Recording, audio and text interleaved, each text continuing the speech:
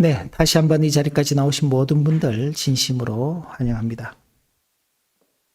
네, 11월 결산이라는 주제 아래에서 하나님께로부터 받은 사명에 대한 어떤 결산들, 그리고 또 하나님께서 주신 시간을 어떻게 사용할 것인지에 대한 말씀, 그리고 그 말씀에 이어서 이제 우리의 일생이 언젠가 끝을 맺게 될 것인데 그 날이 있다는 것을 알고 이 땅의 생을 어떻게 살아가야 할 것인지에 대한 우리의 일생의 어떤 결산에 대한 말씀을 오늘 살펴보기를 원합니다. 그래서 오늘 제목이 생의 결산 앞에서입니다. 오늘 본문의 말씀은 또 간혹 장례식 때 이렇게 장례 설교할 때 쓰이는 본문이기도 합니다. 우리의 장막집이 무너진다라는 표현을 통해서 이 땅에 우리의 생명이 끝나고 그 장막집이 무너지고 난 다음 우리는 하늘에 있는 영원한 집, 하나님 나라에서 우리를 위해서 덧입혀지는 그 새로운 처소로 덧입는다. 그래서 우리는 이 땅에서의 생명으로 끝나는 것이 아니라 영원한 하나님의 나라에서 새로운 생명의 그 첫걸음을 내딛는다라는 것이 보통 그런 자리에서 설교를 하는 내용입니다. 우리는 이 땅에서 살아가는 우리의 이 삶을 두고 다양하게 표현을 할 수 있습니다. 그러나 사도 바울은 우리를 두고 이 땅에 있는 장막집이라 그렇게 표현을 했습니다. 장막이라는 표현은 좀 달리 표현하면 천막이라고도 할 수 있고 요즘식으로는 텐트라고도 할 수 있습니다. 텐트를 치고 이렇게 생활해 보신 적이 있는지 모르겠지만은 하루 이틀 한 일주일 남짓 그 정도야 즐거운 분위기로서 지낼 수 있지만 1년, 2년씩 텐트에서 지낸다. 그 보통 일이 아닙니다. 늘 텐트만 치고 살아야 하는 그 광야길에서의 삶을 살아가는 사람들도 40년 광야길 걸어가면서 텐트 치고 사니 그게 참 쉽지 않은 일이죠. 이스라엘 백성들이 늘 텐트를 치고 또 걷고 치고 걷고를 반복하면서 40년을 살았다가 하나님께서 허락하신 약속의 땅인 가나안에 이제 들어가게 되는 것입니다. 가나안 들어가는 그 이스라엘 백성들이 아마도 여러 가지 면에서 기쁨이 있었겠지만 더 이상 이제 이 텐트 생활하지 않아도 된다는 것들이 훨씬 더 기쁨 가운데 있지 않았을까 그렇게 또 생각해 보게 됩니다. 어쨌든 이 장막은 견고하지 않습니다. 바람이 불면 흔들리죠. 그리고 또 오래되면 찢어지고 잠시 머무는 동안 사용하는 임시 처소입니다. 어쩌면 우리에 대해서 우리가 이 땅에서 살아가는 삶, 또 우리의 육체, 그리고 우리의 환경, 우리의 삶의 모든 여건들이 바로 여기 이 장막집과도 같은 그런 것들이 아닌가 생각해 보게 됩니다. 그런데 바울은 그 고난과 연약함, 육체의 사역함 속에서 자신의 이 장막이 점점 무너져 가는 것을 보고는 탄식한다고 그렇게 표현을 했습니다. 오늘 우리가 읽은 본문의 2절에서도 그렇고 4절에서도 그러면서 탄식한다 그랬습니다. 고린도 후서 전체에서 이 내용들을 좀 보면은 사도 바울은 자신의 대적자들이 사도 바울의 사도권, 사도 바울이 정말 사도냐? 바울이 정말 사도냐? 그가 정말 예수 그리스도의 증인이냐?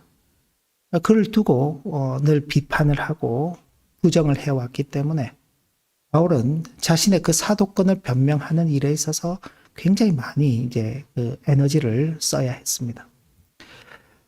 오늘날로 보면은 그럴 수 있죠. 우리 교회는 그런 경우가 없습니다만은 이제 담임 목사에 대해서 저 사람이 정말 목사가 맞는가? 어디서 신학 공부를 했는가? 그 신학 공부한 학교가 좀 이상하던데 정말 신학은 한 게 맞는가? 만약 이제 그런 어떤 교회에서 그런 불만 아닌 불만들 항의가 있고 그런 것들로 논쟁이 시작되면은 그 목회자가 거기서 이제 목회하는 것이 쉽지 않죠. 바울도 이제 그런 것입니다. 그런 일에 늘 변명을 해야 됐고, 뿐만 아니라 복음을 전하면서 또 받게 되는 여러 박해들이 있었습니다. 대적자들이 그냥 말로만 박해하는 것이 아니라 바울을 찾아와서 괴롭히는 일들도 많았습니다. 그리고 자신의 육체에도 질병을 갖고 있었고 외부적 환경에서도 여러 어려움이 있었기 때문에 누구보다도 이 참 장막집이 무너져 간다는 것을 실감하고 있던 사람이 이 바울이었습니다. 그래서 그는 이제 탄식한다 그렇게 표현했죠. 몸의 질병 때문에 반복되는 인간적인 연약함 때문에 세상의 악과 부조리 때문에 영적인 갈급 때문에 이런 탄식이 있게 되는 것입니다. 그러나 바울은 탄식하는 것으로만 끝나는 게 아니라 그 탄식하는 자리에서 이런 고백을 하는 것입니다. 1절과 2절 말씀인데 보시면 만일 땅에 있는 우리의 장막집이 무너지면 하나님께서 지으신 집 곧 손으로 지은 것이 아니요 하늘에 있는 영원한 집이 우리에게 있는 줄 아느니라. 하늘로부터 오는 그 집 덧입기를 간절히 사모하노라 라고 고백하는 것입니다. 장막집이 무너지는 것으로 끝이 아니다. 그 장막집이 무너지는 그 순간 하늘로부터 오는 영원한 집이 있다는 사실을 우리가 깨닫게 된다. 그러니까 인생이 이 땅에 매여서 사는 동안에는 이 땅의 것이 전부인 줄 알고 살아가는 것입니다. 이 땅의 장막집을 넓히기 위해서 살아가죠. 그 장막집이라고 표현하지만 뭐 집이라고 표현할 수도 있겠죠. 처음 젊었을 때 이제 막 독립을 해서는요. 어디 단칸방에서 생활을 하죠. 그러다가 직장 생활을 하고 사회생활을 하면서 여유가 좀 있으면 어떻게 되나요? 좀 넓은 집으로, 이제 2칸짜리 집으로, 3칸짜리 집으로 결혼을 하면서 좀 더 나은 집으로. 한국 같으면 이제 전세를 살다가 이제 자가로 뭐 그렇게 주택을 구입해서 자기 집에서 생활하는. 그것도 끝이 아니죠. 좀 더 작은 평수에서 좀 더 넓은 평수로. 그렇게 넓혀가는 그 장막집을 준비해 가는 것입니다. 왜? 그것이 자신에게 있어서 전부라고 생각하기 때문에 그렇습니다. 그런데 그 장막집이 무너질 때가 있는 것입니다. 언제? 우리의 생명이 끝나는 날, 이 땅의 그 집은 더 이상 우리 집이 아닙니다. 그죠? 여유가 좀 되시는 분들은 매장을 하고 그 매장지를 구입할 수 있는 여유가 안 되면은 납골당으로 가고 그 납골당마저 갈 형편이 안 되면 어떻게? 산이나 바다나 강에 그 육신에 남은 마지막 흔적들을 흩뿌리게 되죠.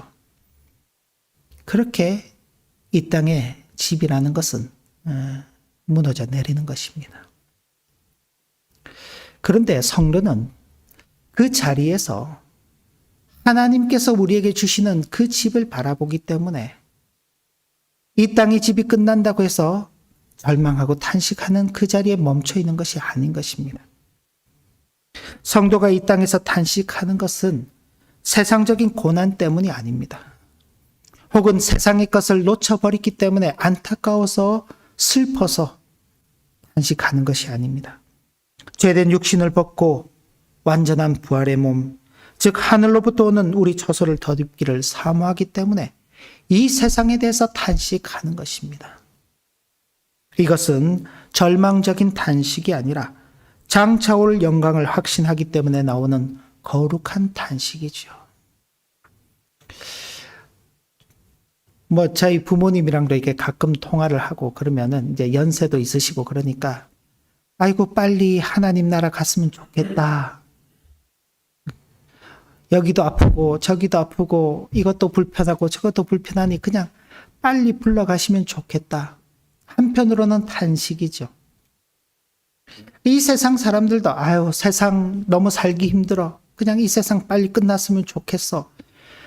그런데 이 세상 사람들은 그저 이 땅의 일들로 인하여서 탄식하는 것으로 끝이지만 성도들은 그 영원한 하나님 나라에서 이제는 이 세상에서 받게 되는 그런 탄식함이 사라져버린 기쁨과 또 찬송과 영광이 있는 그 하나님 나라를 사모하기 때문에 그런 어떤 탄식의 이야기들을 하는 것입니다. 이 세상 사람들과 하는 탄식의 내용이 전혀 다른 내용들이죠.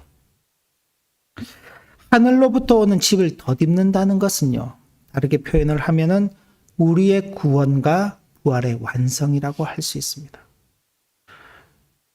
하늘로 오는 그 집을 덧입기 위해서 우리가 어떤 준비를 해야 할까요?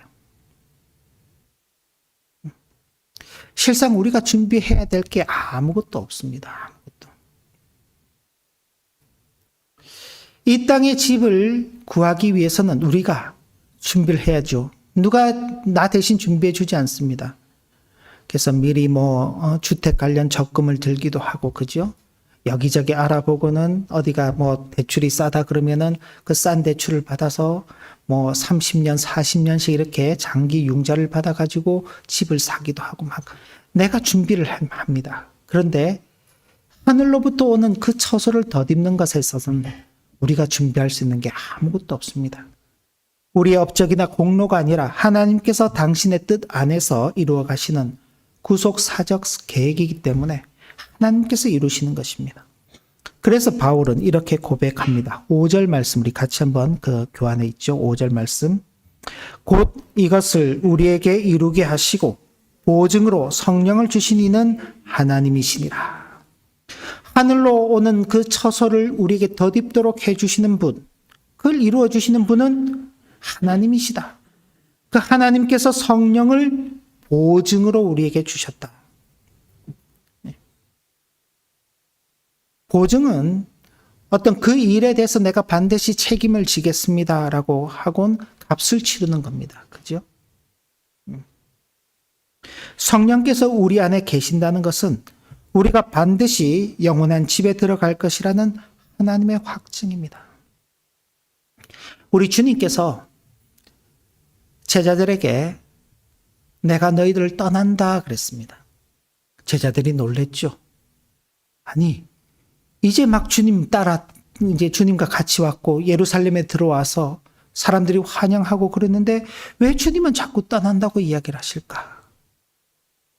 근데 주님께서 내가 떠나는 것은 너희들이 거할 처소를 준비하기 위함이다. 처소를 준비한다 그랬어요. 그 처소가 다 준비가 되면은 그때 너희들을 부르러 다시 올 것이다. 또 하나, 내가 떠나는 것이 너희에게 유익인데 내가 떠나면 보혜사 성령께서 오실 것이다.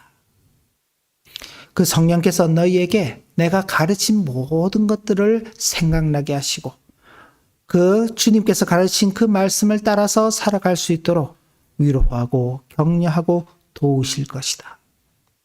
그러면서 성령을 주신다고 약속하셨습니다. 그래서 예수 그리스도를 믿는 모든 사람들은 바로 이 성령을 모신 자들입니다. 우리가 세례를 받을 때 그렇게 합니다. 성부와 성자와 성령의 이름으로 그렇게 표현을 하는데 보다 더 원한에 가까운 표현은 성부와 성자와 성령의 이름 안으로라는 뜻입니다. 우리는 세례를 통해서 성부와 성자와 성령의 이름 안으로 그분들 안으로 들어가는 것입니다. 그분들 안으로 들어가면요, 그분들이 우리 속에 계시는 것이죠. 내가 너희 안에, 너희가 내 안에 있다라고 말씀하신 그 말씀인 것입니다. 우리는 성령을 모시고 있기 때문에 하나님께서 우리에게 영원한 집을 주시겠다는 그 약속은 우리에게 확증되어 있는 것입니다. 그렇기 때문에 성도는 이 땅의 장막이 흔들릴 때 그때 불안해하지 않는 것입니다.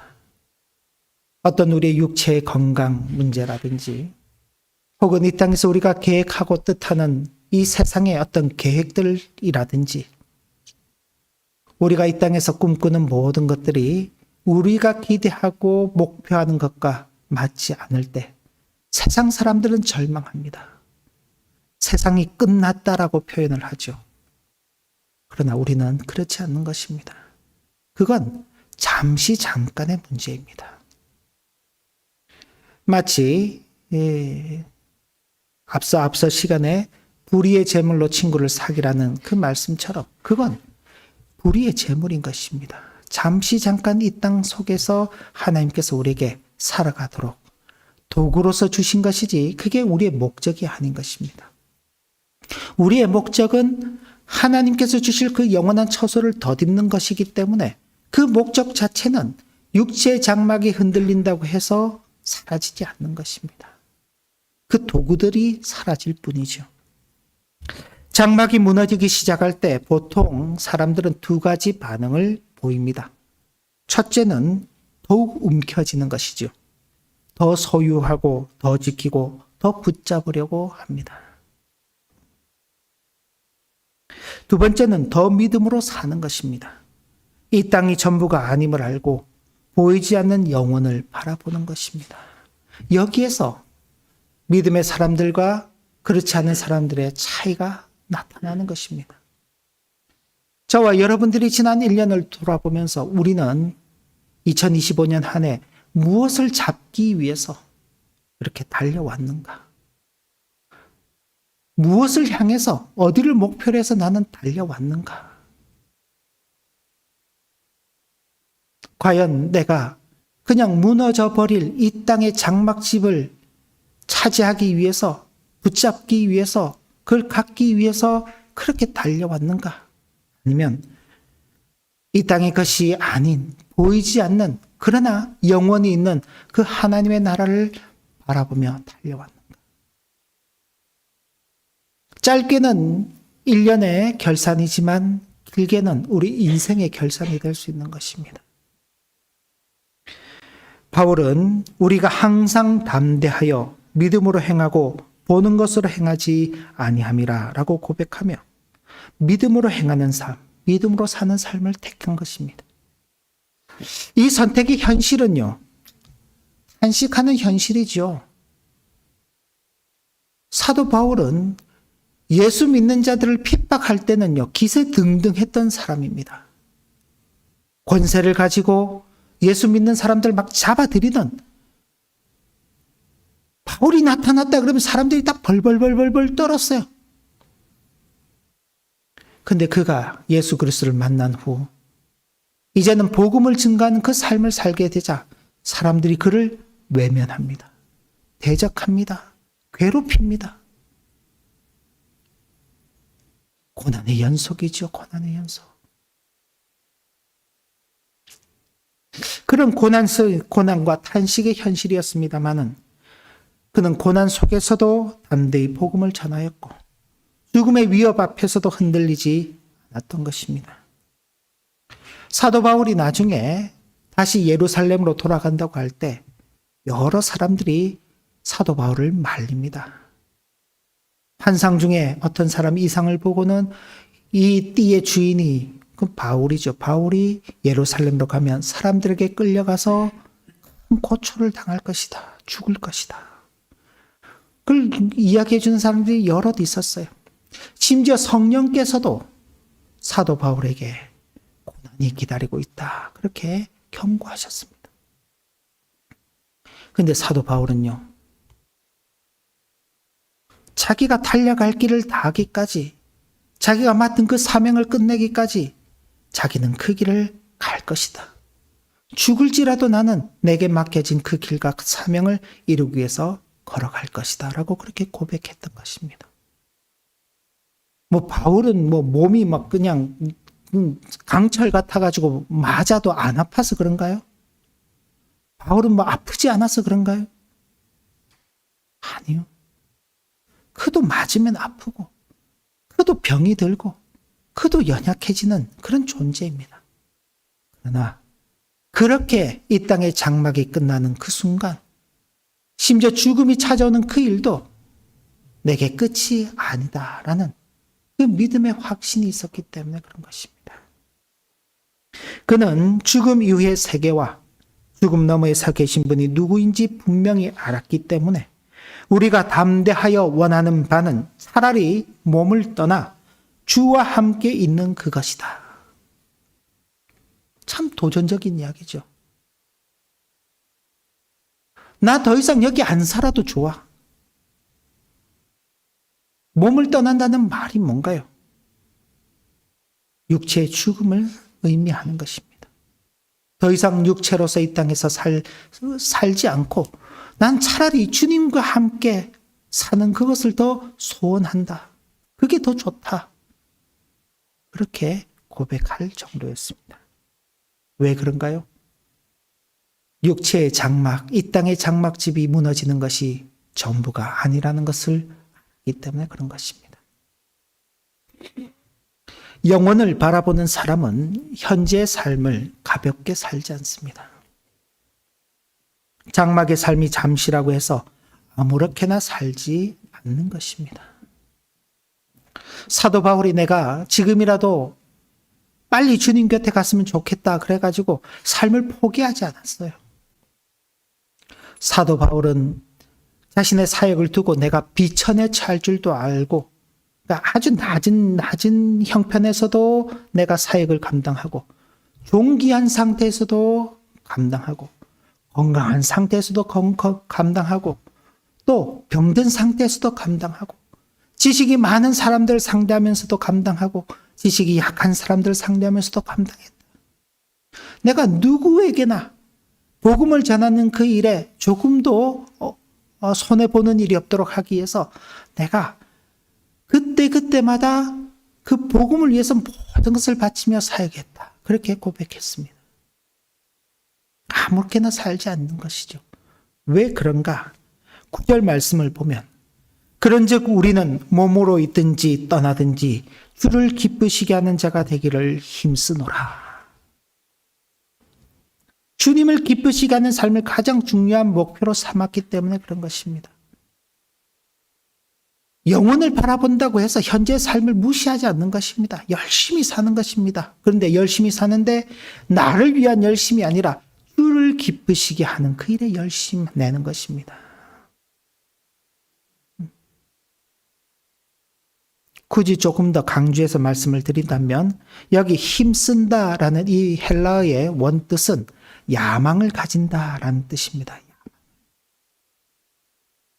주를 기쁘시게 하는 그 일에 야망을 가진다. 그걸 생애의 가장 큰 목표로 삼는다는 것이죠.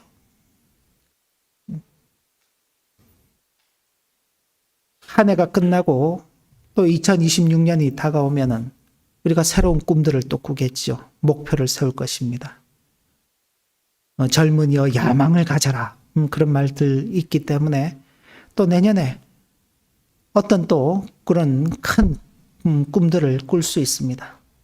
그러나 그런 꿈들 넘어 주를 기쁘시게 하는 그 일에 야망을 가질 수 있는 그런 성도가 이 세상에서 성공하는 성도가 되는 것입니다.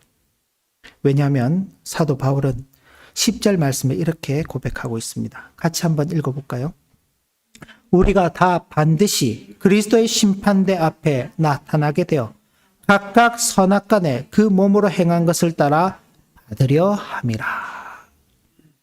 그리스도의 심판대 앞에 우리가 서게 될 것이고 그때 선악간에 행한 그 일로 인하여서 우리가 심판을 받을 것이다. 바울에게 있어서 영원한 소망은 현실 도피가 아니라 현실을 진지하게 살아가게 하는 힘이었습니다.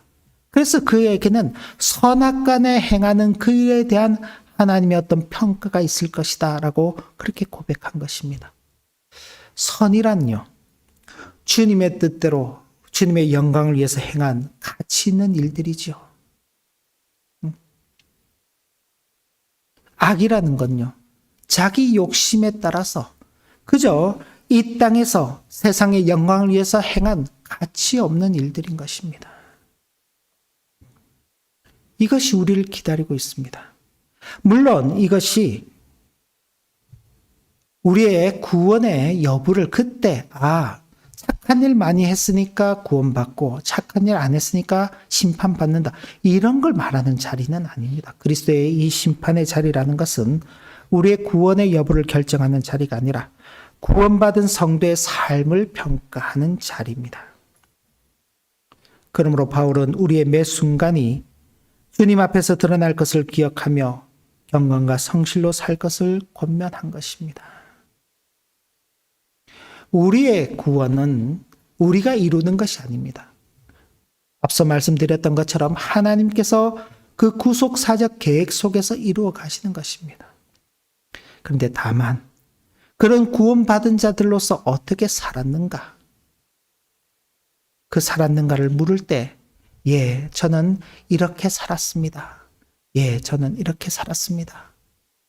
근데 저는 요렇게밖에 못 살았습니다. 는 그 참 부끄러운 자리로 가게 되는 것이죠. 가정에서 자녀를 기를 때 이렇게 용돈을 이렇게 딱 줬는데 어떤 자녀는 그 용돈을 아끼고 잘 써서 정말 필요하고 소중한 데 썼어요. 또 어떤 자녀는 그냥 그 용돈을 받은 걸 가지고 그냥 자기가 내키는 대로 그냥 막 써버렸어요. 나중에 이제 어느 날 시간이 지나고 지난번에 줬던 용돈 어떻게 썼냐 그렇게 물었을 때 저는 이렇게 써서 이렇게 좀 필요하고 이런 데 썼습니다. 잘했다 그러죠. 근데 저는 그냥 여기저기 쓰고 그냥 이렇게 함부로 그냥 썼어요. 그러면은 왜 그렇게 썼냐 그렇게 이제 이야기를 하죠. 그러면서 너는 그렇게 썼으니까 내 아들, 내 딸 아니다. 그렇게 표현하지는 않잖아요. 그죠? 그런 개념으로 생각하시면 됩니다. 부모의 마음을 잘 알고, 부모의 기쁨을 알고, 그리고 그 일을 통해서 나 자신만이 아니라 함께 더불어서 사는 이 땅의 많은 사람들에게 유익을 끼치면서 행하는 그 일은 두고두고 칭찬받을 일입니다. 그러나 내게 주어진 것이라고 해서 함부로 써버리게 되면은 부모에게도 아쉬움을 남기고 주변의 사람들에게도 아무런 유익을 끼치지 못하는 그냥 자기만 만족하다가 가는 인생길이 되는 것입니다. 하나님께서 우리에게 그런 인생 살지 않도록 하시는 것입니다. 여러분들의 그죠?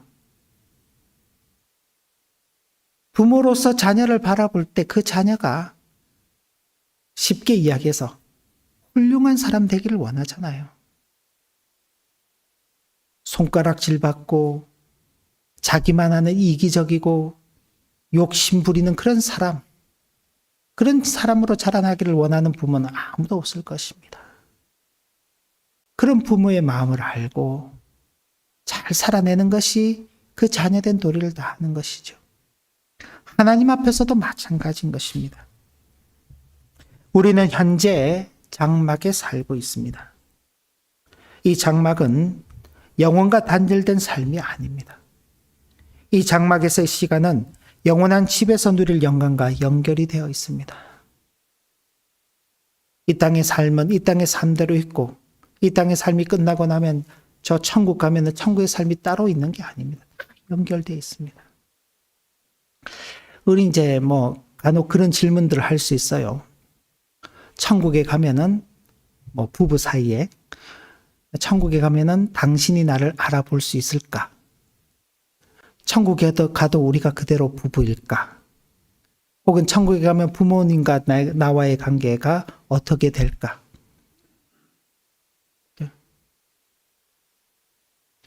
천국에 가면은요, 지금의 관계가 그대로 이어서 갈 겁니다.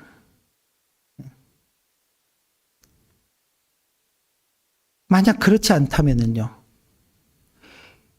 그 말은 다르게 표현하면 이 땅에서의 기억, 이 땅에서의 삶이 없어진다는 거잖아요. 만약 저와 여러분들이 천국에서 만났는데 다 이제 그냥 리셋이 다 됐어요. 아무도 모르는 거야, 그냥. 천국에서 이제 처음 다시 만나게 되는 거예요. 그러면은 이 땅에서의 삶이 무슨 의미가 있나요? 무슨 의미가 있나요? 이 땅에서의 삶이 다 포맷이 돼버리고 천국에서 이제 새롭게 삶을 시작한다고 한다면은 이 땅에서 우리가 그렇게 선한 일을 하며 살 이유가 무엇인가요? 사람과 사람 사이에 서로를 존중히 여기고 사랑하고 아끼고 서로를 위해서 희생하고 봉사하는 이유가 뭔가요? 그럴 필요가 없죠. 왜? 아마 천국만 가면은 다 그냥 포맷 돼버리고 새로 시작하는데 뭐가 그 할 필요가 있습니까? 간혹 그런 거 있죠. 그 신용이 이제 좋지 못한 분들을 회생시켜주는 그런 프로그램들이 있잖아요. 그러면 이제 그런 분들이 보면은 정말 어렵게 살다가 어쩔 수 없이 그렇게 되는 경우도 있지만은 그런 걸 악용하는 사람들도 있어요. 그래서 막 마음껏 살다가 나 파산했어. 그러고 파산 신청하면은 그 자기가 빚진 돈을 다 갚지 않아도 되는. 자칫하면 우리도 그럴 수 있다니까요. 예수 그리스도만 믿으면 구원받는구나. 그럼 이 땅에서 살면 아무렇게나 살아도 상관없어. 왜? 구원받으면 끝이니까. 근데 성경은 우리에게 그렇게 가르치지 않습니다. 그때 뭐 가족 관계, 부부 관계, 뭐 그런 사람 관계가 그대로 연결되지는 않지만은 그러나 우리가 이 땅에서 살았던 그 모든 것들은 거의 그대로 가지고 가게 될 것입니다. 그렇기 때문에 서로에게 잘하는 것입니다. 그렇기 때문에 이 땅에서의 삶이 가치 있게 살아야 하는 것입니다. 건강할 때에도 약할 때에도 일이 잘 될 때에도 실패할 때도 사람들이 인정해 줄 때도 사람들이 외면할 때도 그리스도의 심판대 앞에 서야 할 그날을 바라보며 살아가는 것입니다. 왜냐하면 영혼을 바라보는 성도만이 현재의 삶을 가장 진지하게 살아갈 수 있기 때문입니다. 영혼을 꿈꾸지 않는 사람은요, 현재를 살지 않습니다. 이 땅에서도 마찬가지죠. 자기가 어떤 꿈을 가지고 있다. 나는 장래에 이런 사람이 되고 싶어. 이런 일을 하고 싶어. 그 꿈을 가진 사람이 현재를 열심히 사는 거예요. 그 꿈이 없는 사람은요, 그냥 대충 사는 겁니다. 대충. 오늘이나 내일이나 어제나 오늘이나. 그러나 내일이라는 미래라는 그 시간에 어떤 꿈을 가진 사람은 오늘을 함부로 보내지 않아요. 왜? 그러면 그 내일이라는 것이 오지 않기 때문에. 마찬가지로 영원을 바라보는 성도만이 이 땅에서의 현재의 삶을 가장 신실하게, 진실하게 살아내는 것입니다. 그래서 그리스도인들만큼 이 땅을 진실되게 살아가는 사람들이 없는 것입니다. 저와 여러분들 모두가 그런 삶을 살게 되기를 바랍니다. 이 땅의 장막이 흔들릴 때가 반드시 올 것입니다. 30대, 40대 넘어가고 50대 넘어가면서 이제 이상 증상들이 조금씩 나타나죠. 60대, 70대 가면은 이제 여기저기서 이제 돈을 달라고 막 외칩니다. 그죠? 그게 다, 장막집이 무너져 가고 있구나 하는 그 전조 신호들이죠. 그럴 때 낙심하지 말고 영원한 집을 바라볼 수 있어야 하겠습니다. 그리고 그런 일생의 길을 걸어가는 동안 내 욕심 따라 세상의 것을 잡기 위해서 살아가는 그런 인생길이 아니라 주님을 기쁘시게 하는 삶에 우리의 가장 중요한 목표로 삼고 그 일을 위해서 힘쓰며 살아가야 하겠습니다. 이 땅에서의 우리의 믿음의 여정이 끝나고 하늘로부터 오는 그 집을 덧입는 그날에 우리 주님께서 기쁘게 우리를 맞아주시며 잘하였다, 착하고 충성된 종아라고 칭찬하시는, 칭찬받는 그런 우리 모두가 되시기를 주님의 이름으로 기원합니다. 하나님 아버지, 주신 교훈의 말씀을 마음에 새기며 이 땅의 장막집을 살아가는 동안